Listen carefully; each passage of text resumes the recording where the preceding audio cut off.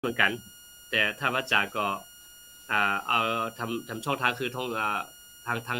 างไลน์กระส่งเข้าไปครับ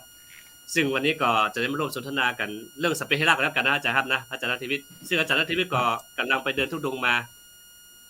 ต้องขออนุโมทนาอาจารย์นัทธิวิทย์นะครับตั้งเดินทุดงตั้งแต่แม่สายถึงอินเดียบนนะครับพระอาจารย์ธนวุฒิไปแสวงจะรีบทำผมนี่โอ้ผมว่ายังขอบุญจากท่านอยู่นะ ครับทุกทีทุกแห่งโอ้ผมนี่พยายามแล้วพยายามอีกยังมีบุญด้วยครับก็หวังว่าจะมีบุญได้ไปจะรีบกับครับอาจารย์ครับอาจารย์เล่าประสบการณ์ได้ไหมครับผมโอ้ครับก็เราย่อๆเนาะครับผมก็ครับก็ขอเจริญพรบรรดาญาติโยมทั้งหลายที่สดับรับฟังทางสถานีวิทยุตัวคำเนาะพระอาจารย์อันนี้เราถ่ายทอดไปทั้งสถานีวิทยุตัวแม่นก็แม่นครับแม่นครับอ๋อเจริญพรโดยเนาะแล้วก็ญาติโยมที่ฟังออนไลน์ตัวเนาะกับผมเลยอาตมาภาพนะพระณัฐฐิวิทย์คัมภีระปัญโยวัดประยุรวงศาวาสกรุงเทพมหานครวันนี้ก็มาร่วมรายการพระพุทธศาสนา4แผ่นดินเนาะตามคำนิมนต์ของอาจารย์พระครูโสพลปริยัติถึงติดศาสนกิจเนาะที่ผมไปเดินธรรมยาตราหรือเดินธุดงค์นี่ก็ผมเดินประมาณ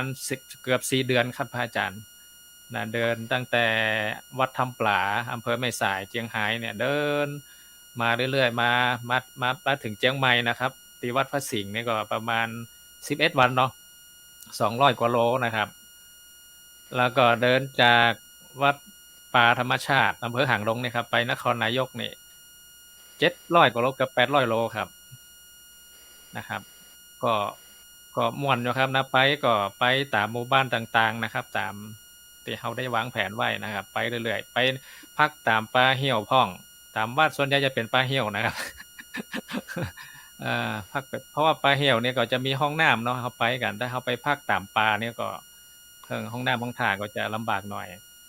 นะครับแล้วก็ไปเดินเซตจากนครนายกก็ไปที่เนปาลนะครับเนปาลนี่เดือนนี้เดินนี่ประมาณเดือนปลายนะครับทีนี้พอเข้าอินเดียก็จะขึ้นรถนะครับเพราะว่าอินเดียมันกว้างมันใหญ่เนาะแต่ใจเวลาเหมือนกับก็ม่วนแล้วก็มีความสุขครับสวดมนต์ไหว้พระแผ่เมตตาแล้วก็ไปโปรดญาติโยมด้วยนะครับอันนี้สาส่งธุครับการทำกิจกรรมนี่ก็ได้ตึงตัวเฮาตัวได้ตึงญาติโยมที่เฮาได้ผ่านไปตามหมู่บ้านต่างๆนะครับอาจารย์ได้ตึงเฮาเปิดนะครับครับเอาเราได้อีกก่อนเนาะ สาธุครับพระอาจารย์ครับพระอาจารย์นาทีครับถ้าสมมติเราจัดทุดงไปตังเมืองยองและฉันพม่าได้ป่ะครับจะดีกว่าครับนี่เอ่อผมว่าได้แล้วก็ได้ดีนะครับแต่ที่นี่คือปัญหาก็คือตั้งบ้านเมืองตั้งอย่างเงี้ยมันอันจะโอเคจะได้ก็ครับต้องครับมีคณะสงฆ์หมายถึงว่าเฮาไปแล้วแบบมีปัญหาเรื่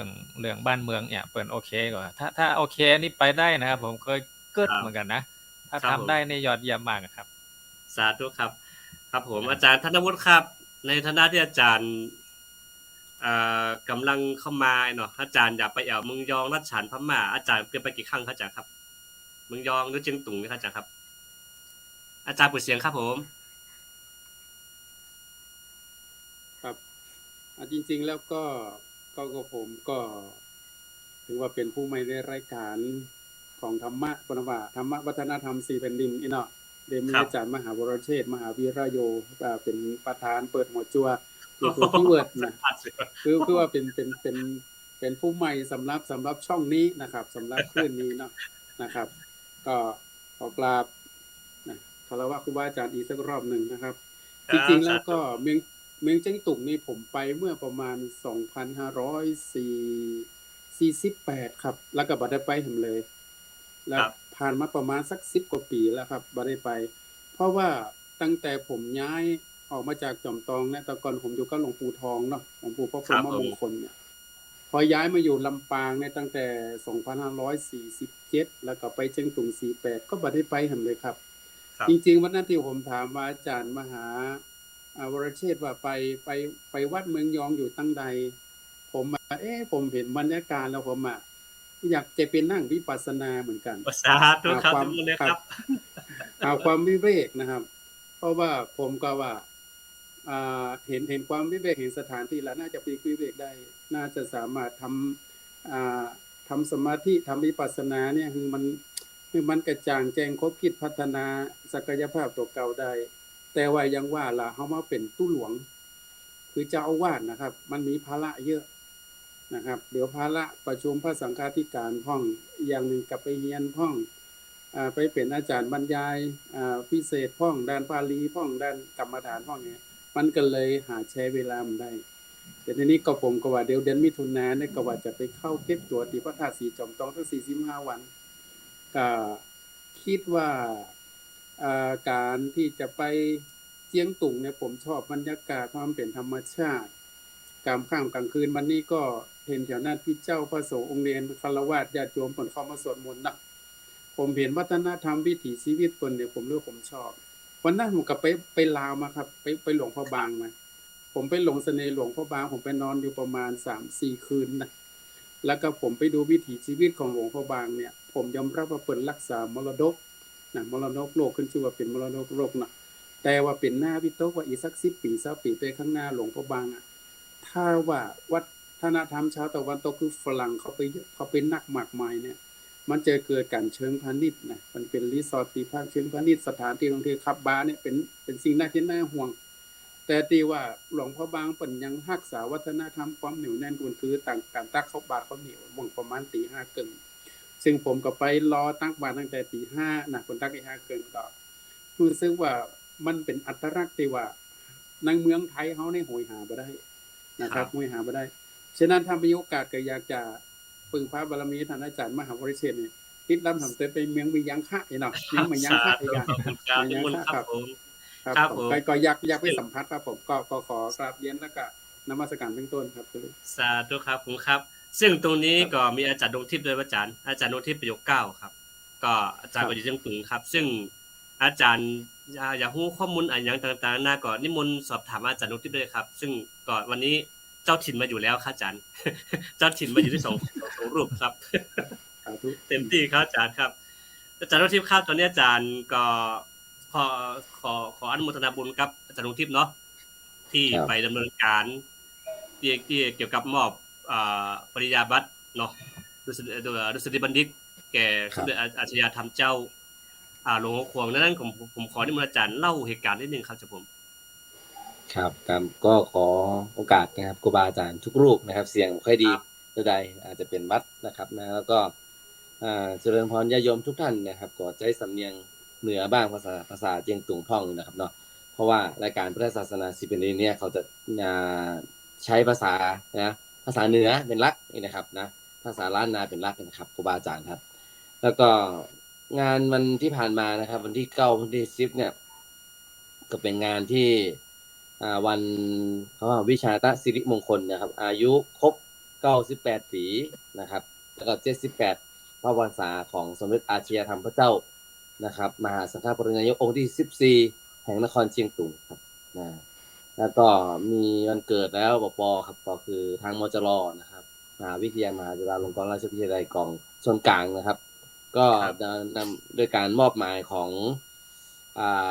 รองอธิการบดีฝ่ายวิชาการต่างประเทศฝ่ายต่างประเทศนะครับก็มาให้พระอาจารย์พระราชเขมากรนะครับรสดรนะครับผู้ช่วยศาสตราจารย์ดรเนี่ยวิทยาเขตรองอธิการบดีวิทยาเขตแพร่เนี่ยไม่เป็นตัวแทนของมจรครับพร้อมด้วยคณะครูบาอาจารย์ก็มีอาจารย์ผู้ช่วยอธิการบดีฝ่ายวิชาการเช่นอาจารย์รองศาสตราจารย์ดรชื่อจำไม่ค่อยได้แล้วครับนะแล้วก็หลายคนครับมามอบตรงนี้ได้นะครับตรงที่วัดหลวงเชียงยืนนะพระอาจารย์วรเชษฐ์ประเทศกวงนะครับเนี่ยวัดหลวงเชียงยืนนะครับก็ตอนวันที่9เนี่ยครับญาติโยมทุกท่านก็มีการแห่ครับตามประเพณีล้านนาตามประเพณีเจียงตุงนะครับมีการแห่สมเด็จอาชญาธรรมพระเจ้าแล้วก็แห่ปริญญาบัตรเพื่อเป็นการยกย่องแล้วก็มอบถวายเกียรติคุณให้กับท่านนะครับคือท่านน่ะสมเด็จเนี่ยตั้งแต่ที่ได้เป็นสมเด็จมาแล้วเนี่ยนานมากครับบ่ได้แห่ครับเพราะว่าเนื่องจากว่ามันก็มีโควิดมีอย่างเพราะว่าสุขภาพท่านก็บ่แข็งแรงแต่ว่าปีนี้ก็จัดพิเศษครับแห่จากวัดป่าแดงครับมาถึงวัดเชียงยืนใช้เวลาประมาณ1ชั่วโมงครับผมโอ้ยรอบเวียงเลยครับรอบเวียงเลยนะครับแล้วก็วันที่10นี่ครับที่10ก็มีตอนเจ้านะครับประมาณ7:30นก็มีข้าราชการฝ่ายบ้านเมืองนะครับ มุขมนตรีรัชฉานนะครับก็ด้วยพร้อมด้วยคณะแล้วก็รัฐบาลนะครับนะรัฐบาลที่เรียกว่าผู้ปกครองนะครับเนาะคณะกรรมการแล้วก็ฝ่ายผู้ปกครองเชียงตุงแล้วก็รัชฉานเนี่ยมาร่วมกันนะครับในการที่จะทำบุญแล้วก็มีพิธีมอบนะครับปริญญาบัตรดุษฎีบัณฑิตกิตติมศักดิ์เป็นทางการนะครับสาขาวิชาพุทธศาสนาซึ่งครับสมเด็จอาจจะทำพระเจ้านะครับก็มีคนมาเยอะครับมีการแห่กันแห่กันมากมายครับซึ่งตรงนี้แหละครับผมมองว่าคือทางเชียงตุงเองนะครับผมว่ามันก็ไม่ได้มีว่าคนบางคนเขาอาจารย์ทำก็บอกว่าเราไม่ได้เรียนนะเราจะมาต้องได้ปริญญาเอกด้วยเหรอผมบอกว่าคือการเรียนเนี่ยบ่ต้องเรียนมันก็ได้เพราะว่าเนื่องจากว่ามีผลงานทางพุทธศาสนามีอะไรนักๆนะครับแล้วก็จึงทำให้มีการมอบด็อกเตอร์คือโอ้ตอนนี้เป็นด็อกเตอร์แล้วใช่ไหมเนี่ยว่าอย่างนี้นะโอ้บางคนเรียนมาแล้วตั้ง3-4 ปี4-5 ปีก็จึงจะได้เนาะอันนี้สมเด็จนี่บ่ต้องเรียนนี่นะเปิดมามอบให้นะครับก็อันนี้ก็ถือว่าเป็นเรียกว่าเป็นความถ้ามาดูก็คือคนบ่เก่านะครับคนบ่เก่านี่โอ้เขาก็คือบอกว่าการที่จะเรียนมันจบสูงๆนี่ก็บ่จะง่ายๆแล้วทีนี้เนี่ยก็คือเป็นการเรียกว่าทำให้ท่านนั้นมีความปีตินะครับในพุทธศาสนาที่ท่านได้เผยแพร่มาตั้งแต่เป็นสามเณรจนถึงตอนนี้เนี่ย78 พรรษานะถ้ารวมสามเณรด้วยก็ประมาณเนี่ย80 พรรษาพุ่นน่ะครับผมนะครับถือว่ายาวนานมากแล้วก็ท่านยังสามารถที่จะไปไหนมาใดได้แล้วก็ความจำท่านยังดีเนี่ยผมว่ามันเป็นสิ่งที่เฮาเป็นลูกศิษย์ลูกหาก็สาธุอนุโมทนาด้วยนะครับอยากคือท่านนั้นได้เป็นที่พึ่งปาของเฮาตลอดไปนะครับเนาะเพราะว่าตอนนี้เนี่ยมันมีสมเด็จอยู่3 เมืองครับสมเด็จเมืองยองก็โถกวงแล้วก็สมเด็จบาเจนะครับซึ่งเป็น12 ปันนาเรียกว่า4 แผ่นดินนั่นเองครับประเทศไทยประเทศไทยก็จะมีถ้าเป็นครูบาอาจารย์ที่รู้จักก็จะมีครูบาตังเชียงไฮ้เชียงใหม่แล้วก็ครูบากรุงเทพก็คือครูบาวัดอมรคีรีนะครับซึ่งถือว่าเป็นส่วนรวมของพี่น้องชาวไตนะครับพี่น้องชาวไทยเชียงตุงเลยนะครับที่ไปอยู่กรุงเทพก็ดีไปอยู่ต่างๆเนี่ยก็จะเป็นที่ส่วนรวมของพี่น้องชาวไตใน4 แผ่นดินนี้ครับแต่ว่าลาวก็จะมีเนาะเรียกว่าผู้นำสูงสุดหรือว่าเป็นเขาห้องว่าแต่ที่เมืองลาวเนี่ยผมจำก็ได้แล้วนะครับอยู่ที่ของหมอแก้วประธานสงฆ์ประธานสงฆ์นะครับอยู่ที่ของหมอแก้วนะครับซึ่งที่ผ่านมานี่ผมก็ไปที่อาจารย์ธนวุฒิครับผมก็ไปที่หลวงพ่อบางไปที่เวียงจันทร์นะครับก็ไปเห็นวัฒนธรรมไปอย่างที่พระอาจารย์บอกไปเห็นในพระเนรข้าวเหนียวตอนเช้านี่ครับแม้แต่จีนแม้แต่โอ้ยฝรั่งเนี่ยยังไปตักบาตรครับไปตักบาตรแต่ผมมีข้อสังเกตอย่างหนึ่งไปตักบาตรแล้วเนี่ยคนในท้องถิ่นนี่ไม่ค่อยตักขายอย่างเดียวครับขายของก็ได้เงินแต่คนนอกถิ่นทำบุญแต่บ้านมันก็มีส่วนอยู่นะครับที่ทำบุญนะแต่ผมสังเกตทำไมคนในท้องถิ่นนี่ไม่ค่อยทำบุญนะครับมีแต่ขายกับนักท่องเที่ยวอีกนะอาจารย์ต้องขายวัฒนธรรมอาจารย์เนาะครับขายวัฒนธรรมตัวเก่านะครับอาจารย์นะก็คือถือว่าเป็นเสน่ห์อย่างหนึ่งที่ว่าผมมองอย่างนี้ว่าอาจารย์ครับคือสังคมล้านนาของเฮาถ้าย้อนไปสมัยอดีตเนี่ยตั้งแต่วัดป่าแดงตั้งแต่เนี่ยป่าแดงเชียงใหม่ก็มีเนาะอาจารย์เนาะซึ่งสังคมในพุทธในล้านนาอดีตเนี่ยยุครุ่งเรืองเนี่ยส่วนมากก็จะเป็นเจ้าฟ้ามหากษัตริย์อุปถัมภ์ศาสนาของเฮาเนาะยุคที่พระเจ้าที่โลกราชของเฮาเนี่ยพระองค์ท่านออกผนวด7 วันแล้วก็ลาสิกขาเพื่อจะไปศึกษาเพื่อจะเผยแผ่ศาสนาต่อไปอันนี้คือผมหันล่องรอยว่าเนี่ยจารีตประเพณีของล้านนาเจียงตุงเมืองยองที่12 ปันนาเนี่ยมันยังใกล้เคียงกันอยู่มันยังบ่สูญหายไปนะคือผมว่าเป็นอันดีอย่างนึงว่าหมู่เฮาตั้งหลายเนี่ยศาสนาเนี่ยบ่มีคำว่าพรมแดนนะพระอาจารย์เนาะศาสนาเชื่อมโยงกันตลอดเวลาตั้งแต่พระเถระผู้ใหญ่พระผู้น้อยก็คือมองถึงความสำคัญอันนี้คือหมู่เฮาตั้งหลายในฐานะที่ว่าเฮาเป็นพี่น้องใกล้เรือนเคียงก็ดีแล้วก็ในฐานะที่เป็นศาสนทายาทที่กึ่งเก่ากึ่งใหม่เนาะอาจารย์เนาะกึ่งเก่ากึ่งใหม่ที่กำลังจะสืบทอดและก็จะถ่ายทอดต่อไปถ่ายให้รุ่นหลังเนี่ยเฮาควรมองถึงว่าศาสนาเหล่านี้วัฒนธรรมประเพณีเหล่านี้เนี่ยหมู่เฮาตั้งหลายในฐานะที่เป็นคนเป็นรุ่นใหม่หรือว่าเป็นพระสงฆ์ที่พอมีความคิดไอเดียดีๆเนี่ยควรที่จะรักษาอนุรักษ์เรื่องวัฒนธรรมโดยเฉพาะอย่างประเทศลาวอย่างเกี้ยนะครับผมว่าสะท้อนว่าคนเฮานี่ควร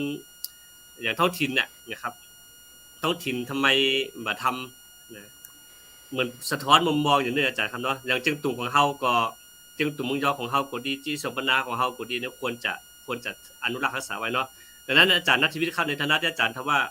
ไปท่องเที่ยวไปสถานที่ต่างๆแล้วเนี่ยครับอาจารย์ครับคือควรที่จะเอาความคิดหรือว่าจะเอาแนวธรรมะเหล่านี้เข้าไปเผยแพร่ได้อย่างไรอาจารย์ครับ อืมไม่ถึงยังไงครับเผยแพร่ธรรมะครับคือไปส่งเสริมปัญญาคือตอนนี้อย่างพี่น้องตังจิงตุ่มยองกับเขาฐานเขาเนี่ยศรัทธามีพร้อมอยู่แล้วครับพระอาจารย์ครับนะครับศรัทธาเรามีพร้อมแต่ว่าเรื่องการที่จะเข้าถึงปัญญาก็ดีอะไรก็ดีเนี่ยมัน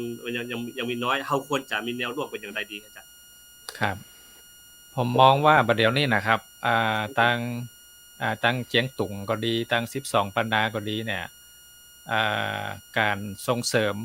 การศึกษาของพระเจ้าพระสงฆ์องค์เน้นเนี่ยครับเดี๋ยวนี้รู้สึกว่าจะนักกว่าสมัยก่อนโดยเฉพาะอย่างยิ่งนะครับเดี๋ยวนี้พระสงฆ์เนี่ยได้รับการศึกษาบางรูปก็มาศึกษาตีเมืองหลวงย่างกุ้งเนาะบางกลุ่มบางคณะก็ไปศรีลังกาพ่องไปอินเดียพ่องนะครับมาเรียนอินเดียพ่องแล้วก็มาเรียนต่างประเทศไทยเขาพ่องนะครับแล้วก็ผมเห็นพระสงฆ์ไต้นะครับบางรูปไปศึกษาที่อเมริกาสิงคโปร์ก็มีนะครับแล้วก็กลับมาพัฒนาวัดบ้านเกิดถิ่นฐานบ้านช่องของตัวเองแล้วก็หลายปีมานี่นะครับที่ผมอ่านก็คือท่านพระอาจารย์ศาสตราจารย์ดร.คำหมายพระอาจารย์ใหญ่เนาะท่านก็ตั้งมหาวิทยาลัยรัชฉานนะที่อย่างก็ตองกี้เนาะผมก็เข้าใจว่ายุคปัจจุบันเนี่ยครับเป็นยุครุ่งเรืองของการศึกษานะครับที่พระเจ้าพระสงฆ์เขาจะได้รับการศึกษาอย่างเต็มที่แล้วก็ทีนี้ก็เมื่อได้รับการศึกษาแล้วนะครับก็จะกลับไปเผยแพร่พัฒนาบ้านเกิดนะครับอาจจะอยู่เป็นพระเจ้าพระสงฆ์ไปเรื่อยๆก็ดีเป็นเจ้าอาวาสเป็นครูบาอาจารย์ไปก็ดีหรือจะซื้อขาละเพศไปก็ตามแต่เนี่ยผมก็มองว่าเป็นสิ่งที่ดีงามเป็นการพัฒนาทางด้านศาสนาด้วยแล้วก็ทำให้ศาสนาเขาเนี่ยได้เผยแพร่กว้างขวางมากขึ้นนะครับผมมองจะอี้นะครับผมมองโดยเฉพาะอย่างยิ่งพระอาจารย์มหาดวงทิพย์เนี่ยนะครับแล้วก็ประโยคเก้านะครับแล้วก็จบการศึกษาสูงสุดนะครับของประเทศไทยเนี่ยจบประโยคเก้าจบด็อกเตอร์แล้วก็มีแถมหลายท่านนะครับท่านอาจารย์พระมหาแล้วก็แสงแดงเนาะอาจารย์ดวงทิพย์เนาะก็จบด็อกเตอร์ที่ประเทศอินเดียเป็นต้นแล้วก็มีหลายๆรูปแล้วก็รู้สึกจะมี12ปันนาตัวหนึ่งนะจบประโยคเก้านะครับวัดชลประทานเนาะ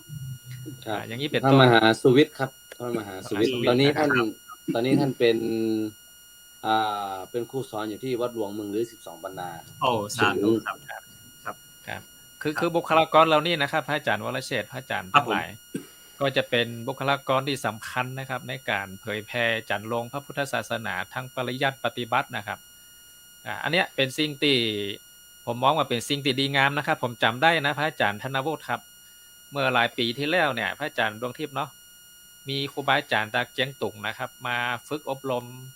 พระวิปัสสนาจารย์ที่วัดพระธาตุสีจอมทองตอนสมัยนั้นนี่หลวงปู่ครูบาทองท่านยังบ่มรณภาพเนาะผมก็เข้าร่วมด้วยเนาะแล้วท่านอาจารย์พระครูโสพลก็เข้าร่วมด้วยในรุ่นนั้นนะรุ่นที่เก้ากันเนาะ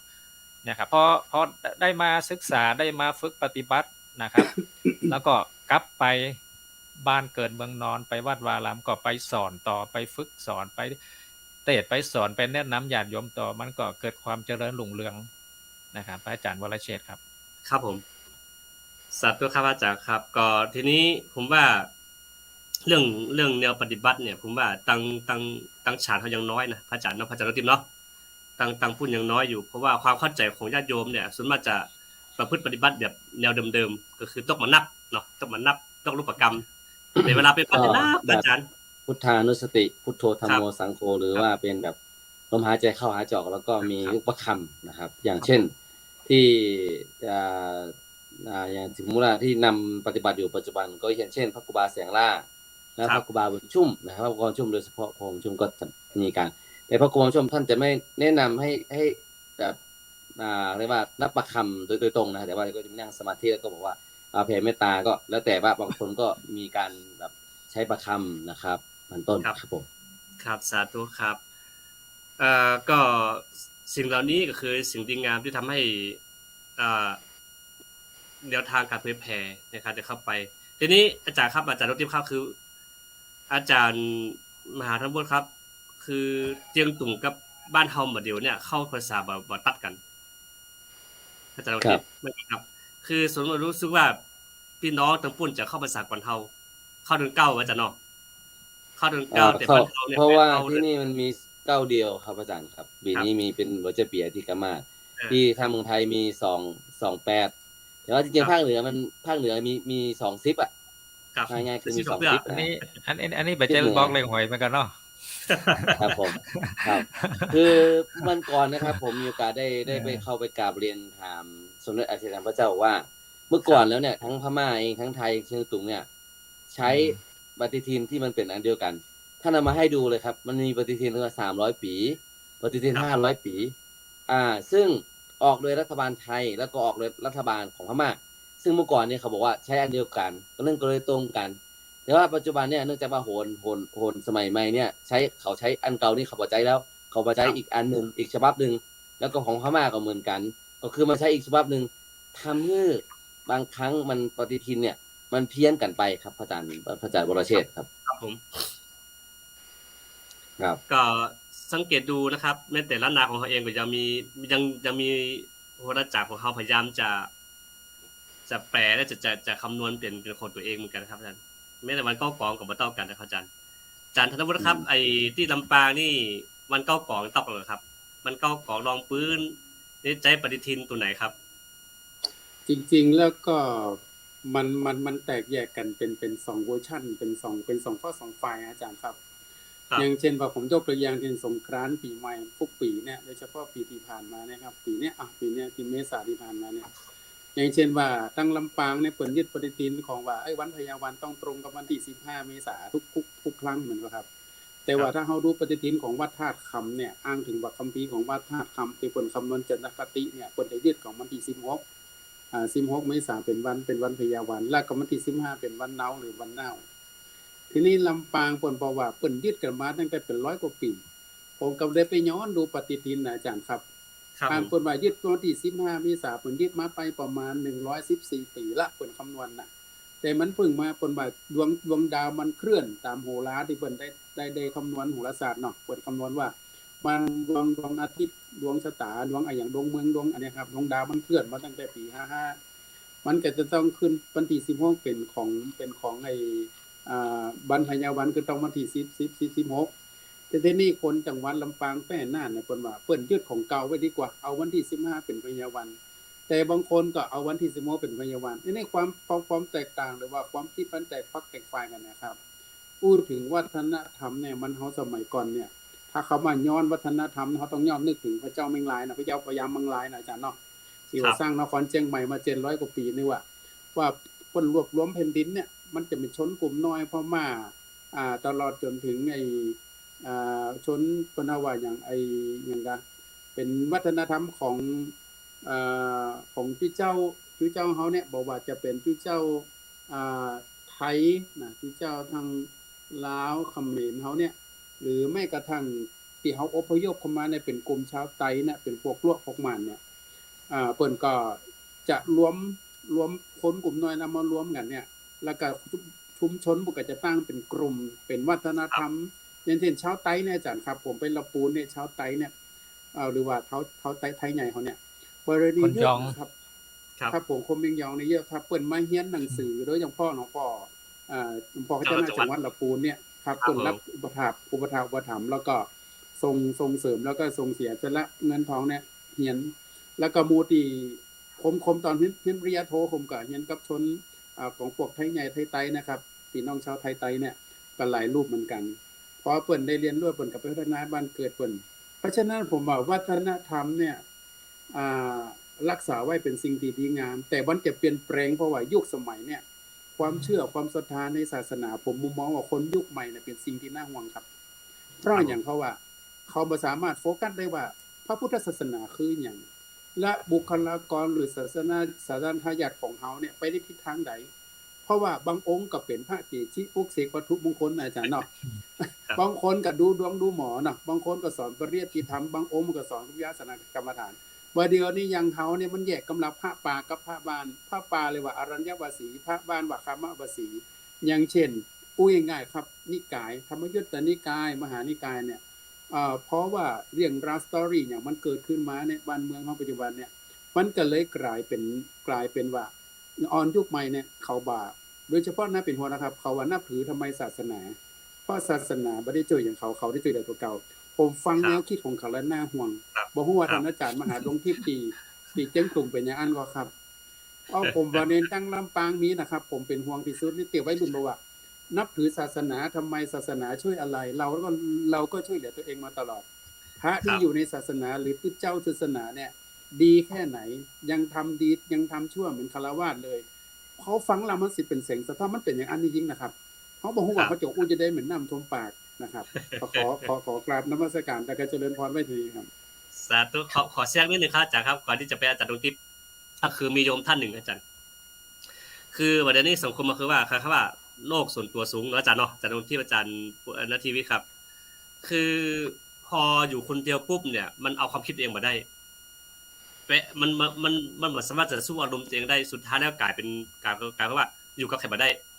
และสุดท้ายแล้วก็กลายเป็นแล้วปุ๊บคนเดียวผมปอครับลามไปหาพ่อหาแม่สุดท้ายแล้วก็ต้องมาพึ่งศาสนาครับอันนี้คือเจอผมกำลังแก้ไขไป2-3 วันแต่ก็มาวัน2 วันคืออารมณ์เขาเปิดทับปุ๊บเข้ากับไป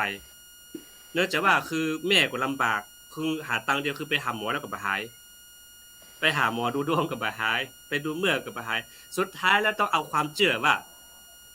ถ้าอยากไปต่างประเทศปุ๊บเนี่ยเอาเชื่อมโยงระหว่างหมอดูกับวิปัสสนามาช่วยเขาก็เลยจุลูกว่าหมอบอกว่าถ้าอยากไปต่างประเทศแล้วต้องไปบวชสัก3 วันนะฮะก็เลยมาหาที่ผมก็ช่วยไปได้คนหนึ่งแต่อีกท่านหนึ่งนี่หายเลยนั่นคือศาสนาเนี่ยที่จริงแล้วมันจำเป็นแต่ว่าเพียงแต่ว่าความมุมมองการทับสื่อนะอาจารย์เนาะการทับสื่อต่างๆนานามันเกิดเลยเขาทับแค่ปลายต้นปลายทางปลายเหตุแต่ว่าต้นเหตุเขายังไปศึกษาต่ออันนี้ก็คงจะเป็นภาระหน้าที่ของครูบาอาจารย์แล้วนะครับเนี่ยเมื่ออาจารย์ต้องติดต่อข้าจากผมครับก็อย่างที่เจียงตุงครับพระอาจารย์ชนวุฒิแล้วก็พระอาจารย์วรเชษฐ์อาจารย์นันทชีวิตนะครับว่าที่เจียงตุงตอนนี้เนี่ยถามว่าเขาไม่ถึงขั้นที่ว่าพุทธศาสนาไม่ได้ช่วยอย่างเพราะว่าเขาก็ยังมีความเชื่อว่าพุทธศาสนานั้นยังเป็นที่พึ่งทางใจของเขาแต่ว่าเขาก็เริ่มจะห่างเหินจากวัดพอสมควรตอนนี้เนี่ยแม้ว่าในลึกๆแล้วเนี่ยเขาวันศีลวันธรรมการประเพณีสงกรานต์วันเข้าพรรษาเนี่ยเขาก็ยังคอยตามพุทธศาสนาอยู่ครับแต่ว่าลึกๆแล้วเนี่ยอย่างสมมุติว่าตอนนี้เนี่ยอย่างพระเนนหรือคนวัยรุ่นนะครับเมื่อก่อนนี่เขาต้องบวชแล้วก็การบวชนี่สุดยอดแล้วเราต้องบวชแล้วก็ต้องบวชเนนแล้วก็บวชพระมันได้ก่อนอย่างน้อย3 พรรษา5 พรรษาแล้วค่อยลาสิกขานี่นะแต่ณตอนนี้นะครับถ้ามาถึงอายุประมาณ16 17แล้วเนี่ยหลังจากที่เรียนรู้ภาษาของตัวเองภาษาตรวจทำแล้วน้อยหนึ่งรู้ภาษาทางการได้ใจได้แล้วภาษาไทยน้อยนึงคิดว่าเราเนี่ยพึ่งตัวเองได้แล้วก็ว่าต้องอยู่นานแล้วล่ะพุทธศาสนาเพราะว่าเราอยู่ศาสนาแล้วก็มันก็ได้ถึงนิพพานเด้อนะครับก็คือแล้วก็บอกว่าอย่างนี้เขาไปหาเงินดีกว่าเอาเป็นโลกิยะสมบัติดีกว่าโลกุตระสมบัติยังไงก็ปฏิบัติคงหมดถึงแน่นอนละชาตินี้เนี่ยคือมีความคิดประมาณนี้ว่าแล้วก็โอเคฉันจะไปทำทานรักษาศีลอยู่ที่เป็นชาวบ้านดีกว่าแล้วก็ไปชาวบ้านเพื่อที่จะไปทำงานออนไลน์ครับทำงานออนไลน์อันนี้คือปัญหาที่ว่าเป็นแนวคิดแม้ว่ามันจะเหมือนของไทยนะครับเนาะว่าพุทธศาสนาไม่ได้ช่วยอย่างเขาแต่เขาคิดว่าพุทธศาสนานั้นช่วยในด้านจิตใจแต่ว่าในเรื่องของเข้าของสมบัตินั้นก็ต้องหาจากข้างนอกเนี่ยเขาก็ต้องไปหาเอาจากเหมือนกับว่าต้องไปทำงานเพื่อที่จะเป็นคนมีเศรษฐีมีเงินมีหน้ามีตาในสังคมครับอันนี้คือความคิดคนสมัยใหม่ที่เชียงตุงครับขอบคุณอาจารย์ครับสาธุครับพระอาจารย์ณทิวิทย์มีอย่างเสริมครับผมเกี่ยวกับเรื่องนี้เพราะว่าการที่คือความคิดปัจจุบันเนี่ยมันจะไปกันทั่วโลกแล้วพระอาจารย์เรื่องการห่างเหินจากศาสนาพระอาจารย์ครับแต่เจียงตุงเมืองยองเองก็ดีเดี๋ยวนี้วันกำเมืองยองกินเหล้าครับ ครับ มันกำคือที่จริงแล้วเปิ้นอย่างพี่น้องไตต่างเฮามาทำงานต่างเฮาเนาะมันกำปุ๊บเปิ้นยุดเยกกันในงานเนี่ยแต่มึงยอมมันครับกำปุ๊บบุกหมูฆ่ากันกินเนี่ยอาอืจารย์มคอารับ จารย์พอเห็นร่องรอยตรงนี้นี่เฮาควรจะทำอะไรดีอาจารย์ครับผมหันตัวครับท่านพระอาจารย์ดวงทิพย์นะครับว่าคนตั้งหลายณปัจจุบันนะครับบอกว่าจะเป็นเจียงตุงก็ดีไทยก็ดี12ปนาลาวก็ดีเนี่ยผมเห็นว่าพระพุทธศาสนายังเป็นที่พึ่งตั้งใจอยู่นะครับแต่ว่ามีเพียงบางส่วนเท่านั้นนะครับที่มีความเห็นที่ผิดแผกแตกต่างนะครับเรื่องศาสนานะครับโดยเฉพาะอย่างยิ่งข่าวสารที่เป็นลบๆเชิงลบเกี่ยวกับพระเจ้าพระสงฆ์เนี่ยก็มีส่วนนะครับทำให้ความเชื่อความศรัทธาเขาสั่นคลอนนะครับสั่นคลอนนี่สำหรับญาติโยมศรัทธาที่บ่มีศรัทธาตั้งมั่นหรือว่าบ่ได้ศึกษานำธรรมคำสอนอย่างแท้จริงนะครับก็อาจจะมีการวันสั่นคลอนพองผมยกตัวอย่างครับอันนี้เพื่อนผมนะครับเล่าให้ฟังเพื่อนผมอาจารย์ท่านหนึ่งเนี่ยท่านไปจากกรุงเทพนะครับท่านนั่งเครื่องบินเนาะไปจังหวัดน่านไปอบรมโรงเรียนแห่งหนึ่งระหว่างที่ท่านนั่งอบรมไปเนี่ยครับพระอาจารย์ท่านก็ได้นั่งเครื่องบินเนาะแล้วก็ปรากฏว่านั่งไอจอนจ้องตัวเนี่ยมันต้องได้นั่งกับญาติโยมที่เป็นสุภาพสตรีครับไม่ยิงนะครับทีนี้พอพอไปถึงสถานการณ์ตรงนั้นปุ๊บเนี่ยญาติโยมที่เป็นไม่ยิงนั่นนะสุภาพสตรีเนี่ยก็บ่ได้ทุกข์ร้อนใจอย่างนะครับพระอาจารย์คือฮู้ว่าตุเจ้าน่ะนั่งตรงนี้แล้วตัวเองก็ต้องนั่งใกล้ชิดกับพระเจ้าพระสงฆ์นะครับบ่เดือดร้อนอะหยังครับก็คือนั่งเฉยนั่นน่ะนั่งไปอันนี้เพิ่นเล่าให้ฟังนะเข้าไปนั่งหั้นปุ๊บก็บ่คิดที่จะย้ายบ่คิดที่จะอู้กับเจ้าหน้าที่ที่เป็นแอร์โฮสเตสเนาะว่าเฮ้ยย้ายหน่อยอันนี้เป็นตุเจ้านายน่ะแล้วก็เจ้าหน้าที่แอร์โฮสเตสก็บ่ได้สนใจนะครับที่จะมายกย้ายให้ตัวเองน่ะ ผมก็ว่ามันเป็นเรื่องแปลกนะทั้งที่มันก็เป็นเมืองไทยเนาะไม่ใช่เมืองนอกนะครับถ้าเป็นเมืองนอกเนี่ยเราไปย้ายตีนี่มันก็ไม่ใช่เรื่องง่ายนะครับเพราะว่าถ้าเป็นฝรั่งอย่างนี้เขาไม่ได้สนใจนะครับผมก็เคยนั่งนะโยมมันนั่งเครื่องมาเนี่ยบางทีมันย้ายไปได้ครับฝรั่งเขาก็ไม่สนใจนะครับแต่นี่เป็นเมืองไทยอันนี้ผมเข้าใจว่าสถานการณ์ข่าวลบๆนะครับเกี่ยวกับพระเจ้าพระสงฆ์วัดวาเนี่ยก็มีส่วนพ่องนะครับมีส่วนพ่องแต่ทีเนี้ยผมก็มองว่า ต้องต้องสอนต้องอธิบายให้กับคนรุ่นใหม่ได้เข้าใจว่าสิ่งเหตุการณ์เราเนี่ยมันไม่ใช่เป็นภาพรวมมันเป็นเพียงส่วนหนึ่ง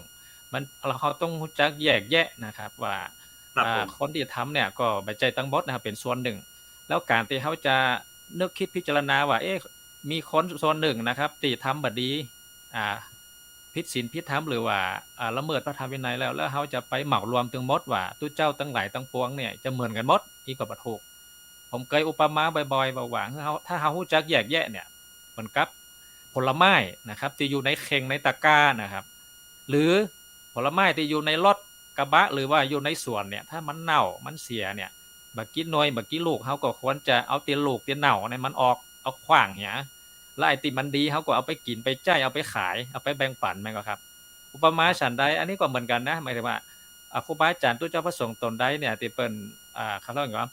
หมดคุณสมบัติจากการเป็นพระนะครับก็เอาท่านออกไปแต่ว่าตนตีประพฤติปฏิบัติดีเขาก็สนับสนุนทำบุญกับเปิ้นเนื้อนาบุญก็ยังมีอยู่นะครับพระอาจารย์ครับอันนี้ผมสาธุก็ฟังไว้ตัวเองนะครับอาจารย์เนาะสาธุครับก็ ครับก็คงต้องแยกแยะใช้ปัญญาเนาะคือที่จริงแล้วเฮาพูดพุทธะชาวพุทธก็คือมีปัญญานะจ๊ะเนาะมีปัญญาคนแยกแยะแต่ปัจจุบันนี่คือเฮาใช้ความคิดนำปัญญา โดยที่ผมได้ไตร่ตรองกันนะครับ ซึ่งก็เป็นเรื่องเนี้ยคือพระเจ้าพระสงฆ์ของเฮาก็ต้องช่วยกันนะพระอาจารย์เนาะโดยเฉพาะบ้านพี่เมืองนอกของเฮานี่คือบางสิ่งบางอย่างพระเนรของเฮานี่อาจารย์รู้ครับพระเนรน้อยตั้งปุ้นตั้งเมืองยองก็ดีตั้งเรื่องราวก็ดีที่อาจารย์ไปสัมผัสมาเนี่ยวิถีชีวิตของพระเนรเหล่านี้นี่อาจารย์สัมผัสแล้วรู้สึกได้บ่ครับอาจารย์ครับอาจารย์รู้ครับครับผมจริงๆแล้วก็ผมก็รู้สึกว่าพี่น้องตั้งหลวงพ่อบางเนี่ยเนาะจริงๆแล้วผมเข้าไปตีอันนี้ก่อนครับเข้าไปตีอันลาวเวียงจันทน์ก่อนแล้วผมนั่งรถไฟไปที่หลวงพ่อบางประมาณ2 ชั่วโมงนั่งรถไฟความเร็วสูงก็พอไปถึงเนี่ยผมคิดว่าวิถีชีวิตของคนหลวงพ่อบางเนี่ย เปิ้นมีรักษาอัตลักษณ์เป็นความเป็นท้องถิ่นแล้วก็ผมก็ได้มีโอกาสเข้าไปนมัสการหลวงพ่อวัดพระธาตุผาโอถ้าครูบาอาจารย์ได้ไปก็จะคงจะรู้จักของหลวงพ่อเพราะว่าหลวงพ่อท่านมีเมตตามากเปิ้นเลี้ยงพระเนนครับหลวงพ่อเจ้าวัดผาโอนี่เปิ้นเลี้ยงพระเนนเป็น2 3 4 500ลูกเปิ้นเอาลูกคนตกคนจนคนมีการศึกษามาเลี้ยงแล้วก็มาคือการอบรมคือการศึกษาผมมาจุเจ้าประสงค์ในเห็นอย่างหลวงพ่อก็ได้สนทนาธรรมเนี่ยก็เปิ้นเนี่ยเปิ้นบอกว่าถ้าผมสร้างวัดผาโอเนี่ยสร้างบุคลากรเนนพระเนนถิ่นน้อยเนี่ยยังบ่สำเร็จถ้าผมตายก่อนเนี่ยผมก็ได้สั่งลูกศิษย์ลงหาว่าเอาร่างผมไว้เน้อผมก็มานั่งคิดนี่อย่างครูบาอาจารย์เปิ้นถึงว่าจะให้อย่างเอาร่างเปิ้นไว้ก็ว่าจะเอาร่างเปิ้นไปหากินกะผมก็เลยบอกว่าบางทีความศรัทธาของคนเนี่ยเปิ้นศรัทธาในปัจเจกบุคคลบางทีนี่บ่ได้ศรัทธาวัดบางวัดนี่วัดบ่ต้องดังแต่ที่เจ้าดังที่เจ้าดีคนกับเขา แต่บางวัดนี่ที่เจ้าวัดดังนะครับแต่ที่เจ้าบดีไผไปอยู่ก็ได้ก็คงมีตังค์อีเนาะอย่างเช่นวัดพระอารามหลวงพระธาตุนั้นพระธาตุนี่เป็นต้นบ่าอิงพระธาตุนะครับอันเนี้ยแต่หลวงพ่อเพิ่นมีปฏิฐานว่าถ้าผมล่มหายใจจากเนี่ยคนที่จะฮู้จักในพระพุทธเจ้ารุ่นเปิ้นต่อไปรุ่นลูกศิษย์เพิ่นน่ะคงมีน้อยและก็ความศรัทธาคงจะลดลงมันเปรียบเทียบได้อย่างเช่นครูบาอาจารย์อย่างวัดอย่างใกล้ๆเนาะผมบ่อ้างเพราะว่าอย่างวัดที่ผมเคยจำพรรษาอยู่ครูบาอาจารย์ร่วมหายใจจากอาจจะมีบุคลากรญาติโยมลดน้อยถอยลงอย่างวัดดอยไม่ปังกะดูตัวอย่างหลวงปู่แหวนของเขาว่าบางทีเนี่ยโยมเปิ้นศรัทธาในตัวบุคคลเปิ้นบ่ได้ศรัทธาในความเป็นธรรมะคำสอนในเรื่องของเป็นของว่าปัญญาเพราะฉะนั้นนะเปิ้นยึดติดตัวบุคคลนั้นแบบเปิ้นคาดหวังเยอะเปิ้นก็ผิดหวังอย่างเช่นเทศพระสงฆ์พระเจ้าของเฮาที่มีข่าวสื่อมีบ่กี่วันนี้มาอ่านว่าอย่างเงินเรื่องทองเรื่องสปะสเปดเนี่ยญาติโยมที่มีความศรัทธาเศรษฐีดาราระดับผู้หลักผู้ใหญ่เขาเนี่ยพอเปิ้นมีพฤติกรรมอย่างนี้มาเนี่ยผมรู้สึกว่าศรัทธาบางคนเนี่ยรับหูรับตานี่โทษภาพโดดดินเลยนะครับหมู่เฮามีผลกระทบใหญ่เลยผมก็เลยบอกว่าอันนี้คือความประพฤติของพระเจ้าเฮานี่เป็นสิ่งที่น่าเป็นห่วงแต่ว่าผมไปพม่าเนี่ยเพิ่นก็มีแห่งแบบนึงนะครับผมไปที่แถวอย่างกุ้งนะครับอย่างมื้อน่ะเพิ่นก็มีวัฒนธรรมพระสงฆ์พระเนรเพิ่นก็มีแห่งแบบนึงเพิ่นก็สามารถอยู่กับชาวบ้านได้เพิ่นอาจจะเคร่งเรื่องพระสูตรในการปฏิบัติบ่ได้เคร่งเรื่องพระวินัยผมมาดูความหมายว่าคำว่าพระวินัยมีประเทศไทยแลนด์เนี่ยประเทศไทยเนี่ยประเทศเขาเนี่ยพี่เจ้าพระสงฆ์เขาเนี่ยจะเคร่งครัดในพระธรรมวินัยในศีลมากที่สุดนะครับแม้แต่ผมไปอินเดียเนี่ยอย่างเราครูบาอาจารย์ไปอินเดียเนี่ยผมบ่ได้ไปในลักษณะของนักท่องเที่ยวหรือว่าผมได้ไปบ่ได้เป็นลักษณะของเรือนุดงแต่ผมไปลักษณะของว่าไปตามทัวร์แล้วก็อยากจะไปกราบศรีสังเวยแล้วก็ไปสวดมนต์ไปปฏิบัติภาวนาเนี่ยผมว่ามันคืออรรถรสในเรื่องของความเป็นปัจเจกของพุทธศาสนาแม้ว่าศาสนาของอินเดียของพุทธของเราเนี่ยมันจะล่มสลายไปในคราวในวาระหนึ่งแต่ว่ามันก็ฟื้นฟูขึ้นมาได้อย่างต่อเนื่องครับโดยเฉพาะอัตลักษณ์ของหลวงพระบางนี่ผมยอมรับว่าพระสงฆ์องค์เนรยังรักษาวัฒนธรรมมีน้อยบ่เก่าอยู่ครับบ่ว่าจะเป็นการสวดมนต์เป็นการรับบิณฑบาตแต่ว่าหลักการปฏิบัติเนี่ยผมยังเห็นน้อยเพราะวันนั้นผมไปได้ฟังท่านอาจารย์ดร.คำบรบุญพรนะครับเพิ่นก็คือว่าพระสงฆ์ในประเทศลาวเนี่ยมีบทบาทที่น้อยเพราะว่ารัฐบาลของเปิ้นเนี่ยเปิ้นจำกัดการแสดงออกในทางการเมืองอย่างที่เจ้าพระสงฆ์ของเมืองไทยเนี่ยบ่ได้จำกัดแสดงออกทางการเมืองครับเต็มที่แต่ว่าอย่าพลาดทิ้งถึงใครก็แล้วกันฉะนั้นผมดูว่าลักษณะของวิถีชีวิตพระสงฆ์องค์สามเณรของประเทศลาวผมอยากไปอยู่เหมือนกันครับผมชอบคือว่าวิถีชีวิตมันเรียบง่ายแล้วก็อัตลักษณ์ของเจ้าบ้านเพิ่นก็คือความสนับสนุนพระสงฆ์องค์เจ้าบ่ได้แบ่งแยกเหมือนประเทศไทยเฮาบางอันนี้บ่ได้พลาดทิ้งไผอย่างเมืองไทยเฮาเนี่ยยังแยกเกี่ยวว่าศรัทธาที่เจ้าโน่นบ่ศรัทธาที่เจ้านี่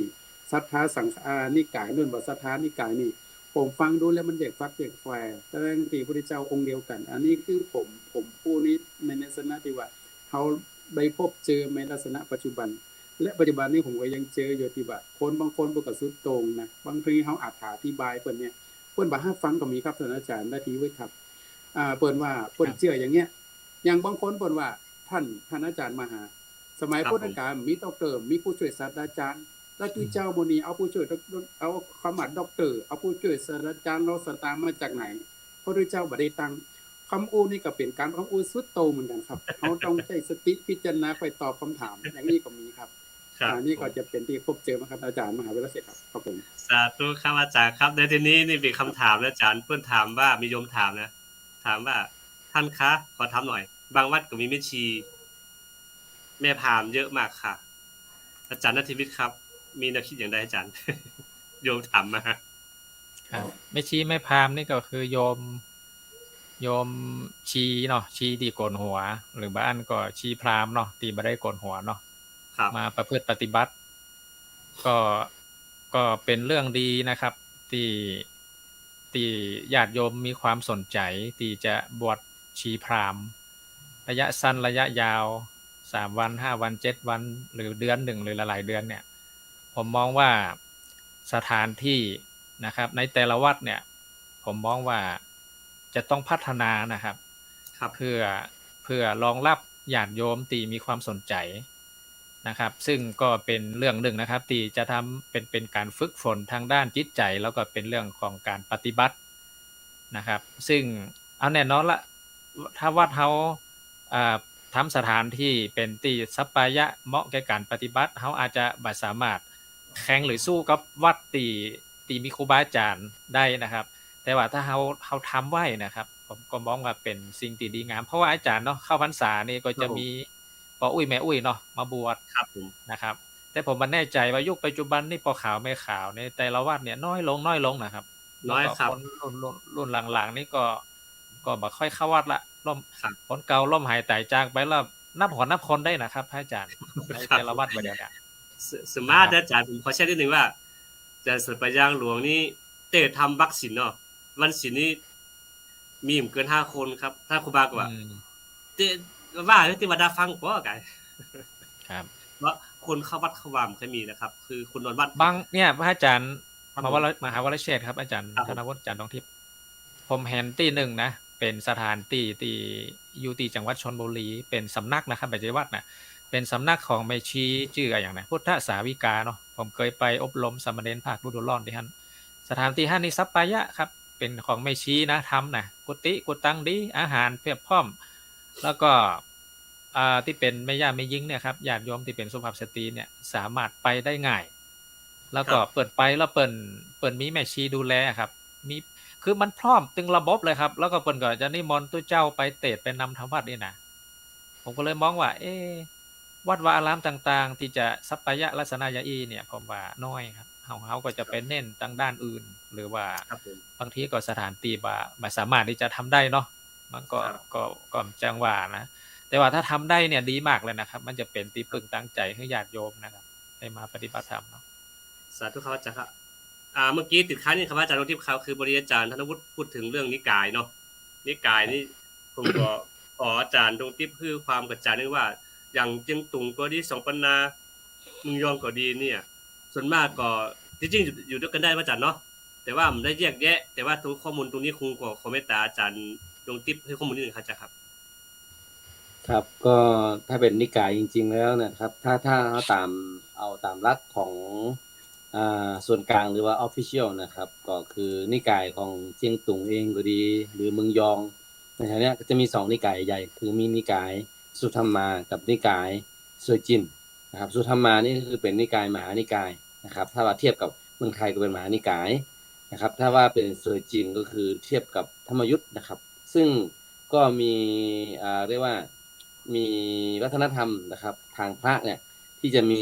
ความเข่งแล้วก็ความเห็นว่าซวยจินเองเนี่ยไม่ใส่รองเท้าไม่จับเงินสดนะครับก็จะมีเป็นเช็คเหมือนกับธรรมยุทธ์อย่างนี้นะครับว่าจะเป็นใส่ซองไว้เพื่อเป็นการป้องกันไม่จับวัตถุอนามาตนะครับซึ่งตรงนี้เนี่ยที่อย่างที่พระอาจารย์ธนวุฒิบอกว่าคือนอกจากปัจจุบันเนี่ยถ้าเราเทียบกันนะครับระหว่างเมืองไทยนะครับกับเชียงตุงหรือเมืองลาวหรือ12 ปันนาเนี่ยเพราะว่าถ้ามันจะมีความแตกต่างกันระหว่างที่ว่าคือเชียงตุง12 ปันนาเนี่ยครับถ้าเรามามองเห็นนะครับเนาะเขาไปเห็นพระบางทีเนี่ยปฏิบัติผิดนะครับบ่ค่อยเรียกว่าไม่ค่อยถูกตามวินัยแต่เขาไม่ได้เอามาถือสาทั้งหมดครับเพราะว่าเขาถือองค์รวมนะครับ ไม่ได้ถือที่ส่วนบุคคลไงพระอาจารย์ธนวุฒิว่า ครับ คือบุคคลคนนี้เนี่ยมันจะชั่วโอเคมันชั่วแล้วเพราะว่ามันก็เราถือก็ตัดมันออกไปเลยว่ามันไม่ใช่พระหรือว่าไม่ใช่ลูกศิษย์พระเจ้านะครับเขาก็จะตัดไปประมาณนี้เลยแต่เขาไม่ได้เหมาทั้งรวมว่าวัดนี้ไม่ดีนี่กายนี่ไม่ดีคนนั้นบ่ดีเนี่ยพระอาจารย์เพราะว่าเขาถือว่าถึงว่าเรื่องพวกนี้มันเป็นเรื่องส่วนบุคคลครับใช่ไหมคือถ้าจะเอาเหมารวมเลยตามปลาเน่าตัวเดียวคือเน่าทั้งคลองเนี่ยเหม็นทั้งคลองเนี่ยเขาบอกเอาครับเพราะว่าทางนี้เนี่ยเขาจะถือว่าองค์รวมเขาคือเขาถือว่าการทำทานก็ดีการให้ศึกษาศีลก็ดีการเจริญภาวนาก็ดีเราเป็นชาวพุทธเนี่ยเราต้องติดตามแต่ควรส่วนคนที่พระที่เป็นพระปฏิบัติบดีบ่ชอบพ้องนี่เป็นเรื่องของส่วนบุคคลเขาก็จะต้องรับผลกรรมของเขาเองนี่นะอันนี้ครับแล้วก็ทีนี้เนี่ยถ้ามาดูในเรื่องของวัฒนธรรมแล้วมาดูทางเชียงตุงเมืองยอง12 ปันนาตอนนี้นี่คือเป็นเขาเรียกว่าเป็นเหมือนมหานิกายหรือว่าเป็นอีกนิกายหนึ่งต่างหากเลยครับที่จริงแล้วเนี่ยถ้ามามองเพราะว่าทำไมบอกว่าอีกนิกายหนึ่งมันมีวัฒนธรรมประเพณีการพิธีกรรมนี่บ่เหมือนกับพม่าเลยครับครับเพราะว่ามันจะเหมือนกับล้านนาหรือว่าเหมือนกับเรียกว่าในแถบของล้านนาคิงดอมนะครับหรือว่าแถบของแม่น้ำโขงนะครับแม่น้ำโขงก็จะมีลาวไทยมีจีนมีเชียงตุงเมืองยองเมืองยางอะไรพวกเนี้ยคือพวกนี้เนี่ยมันจะมีวัฒนธรรมประเพณีที่มันได้รับอิทธิพลมาจากศรีลังกาหรืออิทธิพลจากพระยานะคัมภีร์มหาเถระซึ่งเป็นเจ้าเชียงใหม่ได้มาเผยแพร่พุทธศาสนาในแถบนี้จึงมีวัฒนธรรมที่มันใกล้เคียงกันแล้วก็มีอีกเขาเรียกว่าเป็นเหมือนกับว่านิกายเขาเรียกว่าเป็นเหมือนกับประเภทแบบรามันนะครับรามันเนี่ยถ้าเป็นที่เชียงตุงเขาเรียกว่านิกายภายเมืองครับนิกายภายรามันไตนะอย่างสมมุติว่าเป็นไตใหญ่หรือไตหลวงเนี่ยก็จะมีวัฒนธรรมประเพณีที่มันมีเรียกว่าการสวดมนต์เนี่ยมันก็จะอิงเอียงไปทางพม่านะครับอิงทางพม่าการให้ศีลการให้ปอนอันนี้ก็จะอิงเอียงไปทางพม่าแต่ถ้าเป็นภายเมืองเนี่ยเมืองยองเมืองยังถ้ากีเล็กเชียงตุงโดยส่วนมากครับ 80% เนี่ยจะเอียงไปทางล้านนานะครับการให้ศีลให้ปอนการสวดมนต์การเจริญพุทธมนต์ต่างๆเนี่ยก็จะเหมือนกันไปเพราะฉะนั้นก็คือแต่หลักๆเนี่ยที่เขาเป็นทางการเนี่ยก็คือจะเป็นสุธรรมากับเซอร์จินแต่อันนี้กายที่มันย่อยออกไปเนี่ยอย่างมุเชียนตุงเองอ่ะมีวัฒนธรรมการสวดที่พ้องตัวเองสมัยก่อนนี่เขาจะว่ากงไกนะครับกงไกเป็นคือว่านิกายเขินนะตามแม่น้ำขืนเนี่ยนิกายเขินนิกายฝ่ายเมืองนะครับแต่ว่าปัจจุบันนี้เนื่องจากว่าเขาไปประชุมกันแล้วบอกว่ามันมีนิกายเยอะเกินไปขอให้คุณเลือกเถอะเอานิกายใหญ่ๆสุธรรมากับเซอร์จินคุณจะเลือกอันไหนพระสงฆ์ก็เลยบอกอย่างนั้นก็เลือกสุธรรมาก็แล้วกันนะครับเพราะว่ามีการแต่งตัวอย่างเช่นว่าการแต่งตัวแบบนี้เนาะถ้าเป็นเซอร์จินนี่โหต้องออกวัดออกอย่างต้องมีคุมไหล่ทั้งสองเลยเหมือนกับนะครับแต่ว่าถ้าเป็นสุธรรมาเนี่ยพระอาจารย์จะเห็นว่าเราไปพม่าก็ดีเราไปอยู่ที่นี่เขาจะพาดควายเนาะเหมือนกับพาดควายคือที่จริงแล้วมันเป็นสุภาพของอินศรีลังกานะครับเราจะเห็นว่ามันจะเปิดไหลเนี่ยเวลาเราไปข้างนอกก็เปิดไหลอยู่ในวัดก็เปิดไหลไปข้างนอกก็ยังเปิดไหลถ้าเราไปเห็นพม่าเราจะมองเห็นว่ามันจะมีสองกลุ่มที่บางคนได้แต่งตัวเรียบร้อยนะครับแต่ว่าไม่รู้ว่าการระเบียบวินัยมันก็ใกล้เคียงกันแหละครับค่อยแตกต่างแค่ว่าเดี๋ยวจะเน้นไปทางไหนเท่านั้นเองครับผมครับสาธุครับอาจารย์ครับคือที่จริงแล้วเขาห้องพลังกาอาจารย์เนาะบ้านเฮาแต่ห้องพลังกาไม่ได้ห้องผ้าไตรนะครับเราจะรู้จักพลังก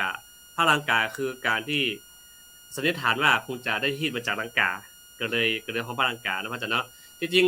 ร่องรอยการเผยแผ่ศาสนธรรมคำสอนเนี่ยถ้าอู้ถึงพระเถระผู้ล้านนาเฮาเมื่อก่อนเนาะมันก็เตวไปสุโขทัยออกไปพุ่นไปตั้งมตมะไปทุกคนนะครับอันนี้ก็คือนอกจากชำนาญภาษาบาลีแล้วถึงจะเอามาซึ่งพอมาศึกษาเรื่องนิกายในเชียงใหม่ของเขาแล้วเนี่ยผู้ความหันความชัดเจนว่าศาสนาของเขาอักษรของเขาเนี่ยเผยแผ่ขึ้นไปทางฉานหรือว่าทางพี่น้องเฮาเมื่อใดเนี่ยจะชัดเจนมากดังนั้นก็อาจารย์ธนวุฒิครับคือในฐานะที่อาจารย์อยากจะเข้าไปทางพุ่นผมมาจองตั๋วเป็นเจ้าวาดบัญยืนก่อนนะครับตอนนี้เจ้าวาดบัญยืนมี คือที่จริงในตรงนั้นก็ศาสนานี่ควรบอกควรจะศาสนาเพียงอย่างเดียวเพราะว่าทางพุ่นยังมีความเชื่อหลายอย่างนะพระอาจารย์เนาะอาจารย์รู้ทิพย์เนาะทั้งหมอดวงนะครับมันก็ต่างจากบ้านเฮาบ้านเฮาก็มีความเชื่อทางด้านหมอดวงสปะอย่างมีเหมือนกันเพียงแต่ว่าพุทธของเฮายังเป็นแกนนำ นะครับมีทั้งคริสต์มีทั้งแต่ว่าอิสลามแบบหมู่เขามีแต่พูดยังมีคริดบางส่วนเป็นต้องคิดบางส่วนดังนั้นก็คือว่าไอ้ตรงนี้แหละพระอาจารย์ครับอาจารย์ธนุนะครับ คือเราในฐานะที่เป็นในฐานะที่เป็นครูบาอาจารย์เนี่ยถ้าสมมติอาจารย์ได้เข้าไปอย่างเนี้ยเขาก็ควรที่จะเอาพระน้อยกว่าดีพระหนุ่มน้อยกว่าดีเนี่ยเขาควรจะส่งเสริมหรือจะให้ความรู้หรือมีแนวทางอย่างใดดีครับอาจารย์ครับ จริงๆแล้วครับพอผมว่านครเชียงตุงเนี่ยเป็นนครมหาเสน่ห์ด้านพระพุทธศาสนา สาธุ เพราะว่าตามประวัติศาสตร์นี่ก็คือนครเชียงตุงนครเชียงใหม่เนี่ยเป็นนครเป็นพี่เป็นน้องกันสมัยก่อนที่ว่าโรมพระมหากษัตริย์นี่เปิ้นได้รวบรวมก่อนจะรวบรวมแผ่นดินนี่นะครับเนาะเป็นบ้านพี่เมืองน้อง เพราะฉะนั้นก็ปัจจุบันนี้ผมมองว่านครเชียงตุงเนี่ยจะมีกลุ่มประชากรของส่วนของชาติพันธุ์เนี่ยนักกว่าเปิ้นคงจะบ่ผิดนะถ้าอาจารย์มหาตรงที่นะครับกลุ่มชาติพันธุ์ก็สนมีการแบ่งกลุ่มย่อยไปนะมันก็เป็นกลุ่มชาวเขาพ้องกลุ่มชนพื้นเมืองพ้องอย่างนี้ครับเป็นอัตลักษณ์ทีนี้ผมมาในด้านของที่จะคือความด้านการศึกษาเนี่ยผมมาด้านการศึกษาเนี่ย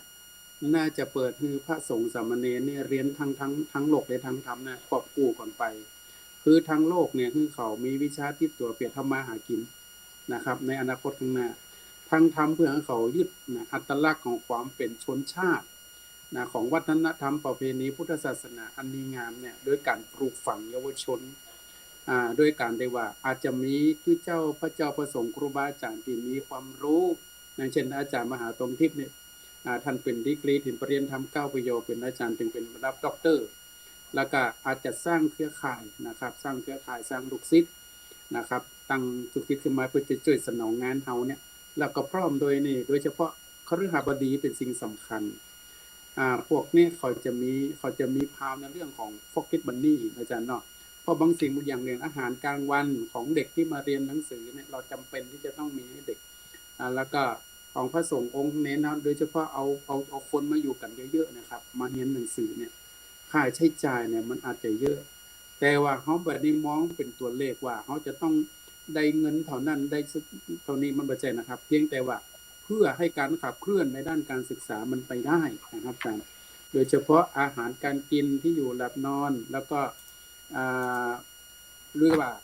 เป็นสวัสดิภาพของพระสงฆ์ครูบาอาจารย์ที่ท่านอยู่ตรงนั้นเพื่อใช้ความสะดวกในการเดินทางยวดยานพาหนะที่ต้องไปศึกษาดูงานที่ต้องพานิสิตหรือนักเรียนน่ะไปโน่นมานี่ในด้านทัศนศึกษาผมว่าเป็นสิ่งที่จำเป็นที่สุดก็คือด้านระบบการศึกษาทั้งโลกและทางธรรมหมายความว่าเราให้วิชาความรู้กับเด็กและเยาวชนเพื่อปูพื้นฐานให้เขามีอาชีพในข้างหน้า2ปลูกฝังวัฒนธรรมพุทธศาสนาให้กับเขาเป็นคนดีในสังคมเพื่อต่อยอดวัฒนธรรมประเพณีอันดีงามในอนาคตข้างหน้าหลังจากพวกพระอาจารย์กับผมได้ไปแล้วครับคำว่าไปในคนเขาบอกยืนยาวนะครับเนาะเรามีวันปลายแห่งมรณะเป็นที่สุดนะครับความรู้ปลูกฝังไว้ให้กับเยาวชนไว้เขามากก่อภัยที่มันจะงอกเงยได้มันต้องมีรากเหง้าที่สิงอยู่เตื้อยากลึกมากมันถึงจะโตได้แต่ถ้าว่าตอกอไผ่เนี่ยมันถูกเผาแล้วก็ถูกโค่นแล้วก็มันจะงอกเงยได้ยากฉันใดฉะนั้นระบบการศึกษามาจากครูบาอาจารย์ที่ทุ่มเทถ้าครูบาอาจารย์ท่านใดพระเจ้าประสงค์องค์ใดที่ท่านทุ่มเทแล้วผมว่าจะสามารถพัฒนาให้กับยุวชนและเยาวชนและองค์กรท้องถิ่นตรงนั้นให้เจริญงอกงามไปบูรณ์ได้ในอนาคตครับขอกราบนมัสการครับสาธุครับอาจารย์ครับอาจารย์หน้าที่ครับตอนนี้เหลือ1 นาทีสุดท้ายครับอาจารย์ครับมีโยมถามว่าเมชีกับบิณฑบาตกับพระได้ไหมอาจารย์ โยมสายน้ำถามมา